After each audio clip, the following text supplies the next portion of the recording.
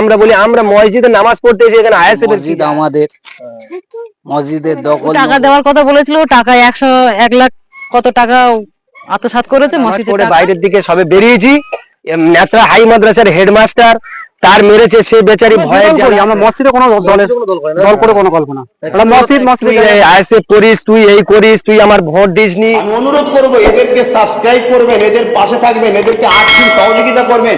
এইভাবে তোমরাও সব সাবস্ক্রাইব করে রাখবে। ভয়ঙ্কর ভিডিও আজ আপনারা দেখতে চলেছেন। অভিযোগ, তৃণমূলের বুথ সদস্যের গুন্ডামি এবার মসজিদের ভিতর। সদস্য শাহাবুদ্দিনের কথা, তোরা আইএসএফ করিস, তোদের জন্য বুথ হেরেছে। ছাড় গেল না হাই মাদ্রাসার প্রধান শিক্ষকও। ঘটনাটি ঘটেছে মগরাহাট পশ্চিম বিধানসভার নেদরা মালঞ্চ গ্রামে। চলুন আমরা শুনি আক্রান্ত যে সাধারণ মানুষ তারা কি বলছে। মূলত আজকে কি জন্য আজকে এরকম মারধর করেছে আর এত লোকজন আমরা জড়ো হয়েছি? আমরা মসজিদে নামাজ পড়েছি, গত শুক্রবার মসজিদে মাসওয়ারা হয়েছে যে মসজিদের টাকা কিছু আছে, মসজিদের কাজ হবে। যে আমাদেরকে মেরেছে সাইফুদ্দিন বৈদ্য, সে হলো এই মসজিদের সহ সেক্রেটারি।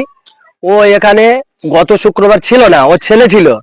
তা সেই মতো আমাদের মাসওয়ারা হয়েছে। সেক্রেটারি যে হায়দার আলী বৈদ্য, উনি সেক্রেটারি মসজিদের, মাসওয়ারা করে গ্রামবাসী সবাইকে নিয়ে মাসওয়ারা করেছে যে মসজিদের যে টাকাটা আছে মসজিদের উপরে, দোতলার উপরে কাজকাম হবে।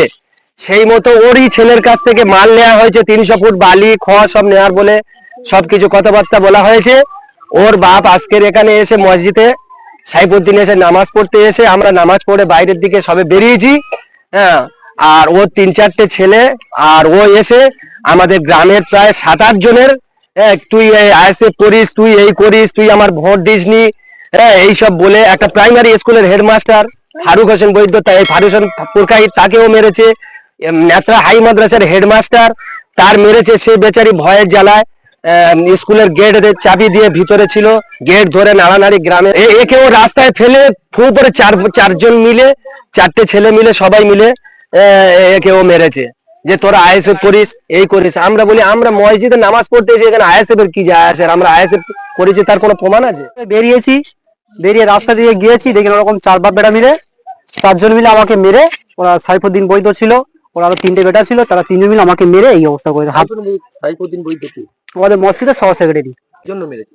ওরা ওখানে বলছে তোরা আইএসএফ এর ছেলেরা এরা মসজিদে এই করি। এখানে কিন্তু মসজিদে কোনো রাজনীতির বিষয় আসেনি, ওরা জোর করে ওটা করেছে, আর যার জন্য আমাদেরকে মেরে। দলটা মসজিদে হবে না, আমরা যে দল করি, আমরা মসজিদে কোনো দল করে কোনো কল্পনা। ওরা মসজিদের জায়গা থাকবে। হ্যাঁ হ্যাঁ হ্যাঁ, ওটাই বলেছে। মসজিদ থেকে বেরিয়েছি, নামাজ পড়ে বেরিয়েছি, আমি বুঝতে পারিনি যে উনি আমার উপরে এরকম চড়াওয়া হবে। উনি এবং ওনার ছেলে, 2টো ছেলে মিলে আমার মানে বেধড় মার মেরেছে, রাস্তায় ফেলে মেরেছে। বলছে হ্যাঁ তোদের জন্য সবকিছু এই হচ্ছে, তোরা আইএসএফ করিস, এই করিস, ওই করিস বলে তোরা এই মসজিদে এই করছিস। মসজিদের উপরে বলছে মসজিদ আমাদের, মসজিদের দখল নেবো।